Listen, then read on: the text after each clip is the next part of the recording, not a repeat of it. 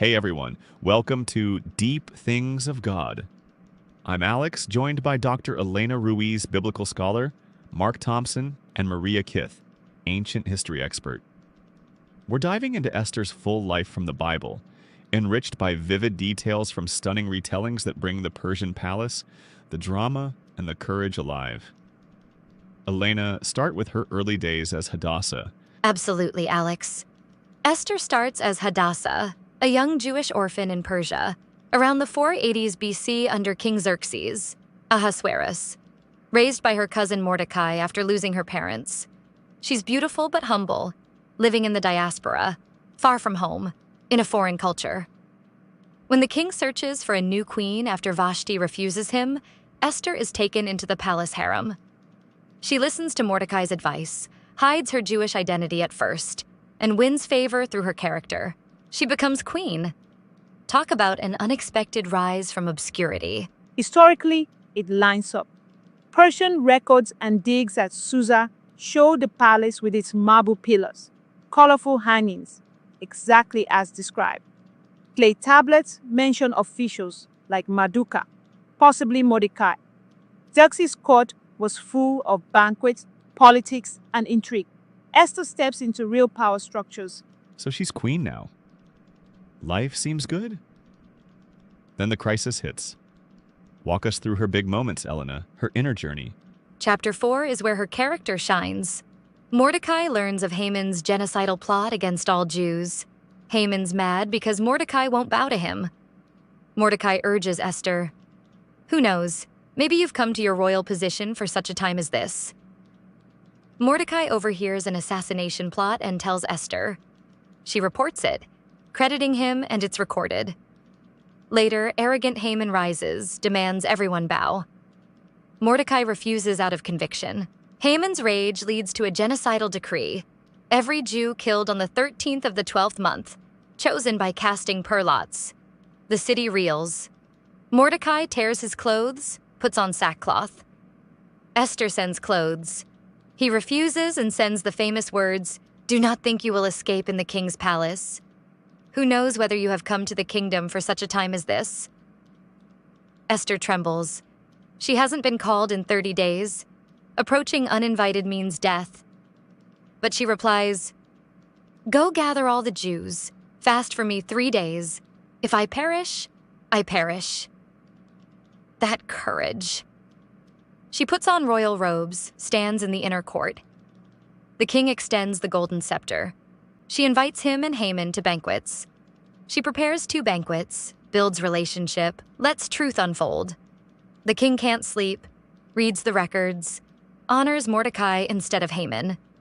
Haman's exposed and hanged on the gallows he built for Mordecai. Total reversal. Esther's wisdom, courage, and humility save her people. The sleepless night is gold. The king reads the chronicles, discovers Mordecai's past heroism. Haman, thinking he's about to be honored, suggests royal robes and parade. For Mordecai, humiliation. At the second banquet, Esther reveals, "We have been sold to be destroyed." Haman is hanged on the 50-cubit gallows he built for Mordecai. Jews get the right to defend themselves. Victory.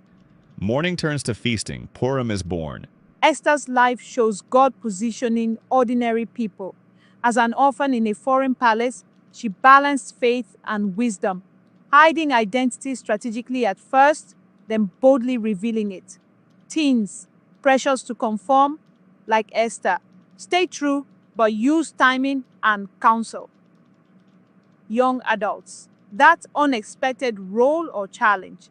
It might be for such a time as this. Fast, pray, act wisely with relationships instead of force.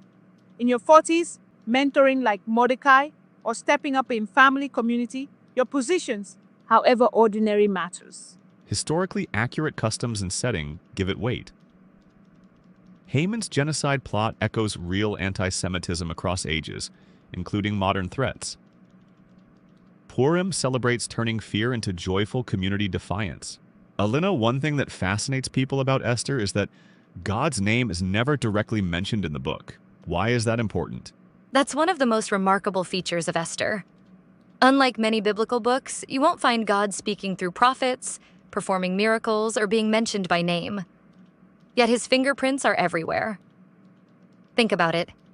Esther becomes queen at exactly the right time. Mordecai happens to overhear an assassination plot. The king just happens to have a sleepless night. The exact page of the Chronicles mentioning Mordecai's good deed is read. None of these events seem miraculous, individually, but together they reveal divine providence. Historically, that's part of why Esther is so compelling. Life often doesn't come with dramatic signs from heaven. Most people live in ordinary circumstances. Esther reminds us that God can work through politics, timing, relationships, and everyday events. So the message is that even when God feels silent, he may still be working? Exactly. Many teens and adults experience seasons where they don't feel God's presence. Esther shows that silence doesn't equal absence. God was working behind the scenes the entire time. Let's talk about Esther's character. She wasn't born a queen. What qualities helped her succeed? First, humility. She listened to Mordecai's guidance. Second, patience. She didn't rush into confronting the king. Third, courage. Courage isn't the absence of fear. It's acting despite fear. Esther was terrified, yet she moved forward. The Persian court was dangerous. Kings had immense power. Historical records show that approaching the king without permission could indeed be deadly. Esther wasn't taking a small risk. She was risking everything. That's a level of courage many of us can't imagine. And notice that she prepared spiritually first. Before taking action, she called for fasting. That's a powerful lesson. Many people act first and pray later. Esther prayed first and acted second. That's good. Preparation before action. Mordecai teaches faithfulness. He wasn't the king. He wasn't wealthy. Yet he remained loyal to God and to his people. He raised Esther, guided her, and encouraged her when she was afraid. He's also a great example of mentorship. Every generation needs Mordecais, people willing to invest in younger people and help them discover their purpose. Let's talk about Purim for a moment. Why is it still celebrated today? Purim commemorates the deliverance of the Jewish people from Haman's plot. It's a joyful festival involving feasting, gifts, charity, and reading the book of Esther.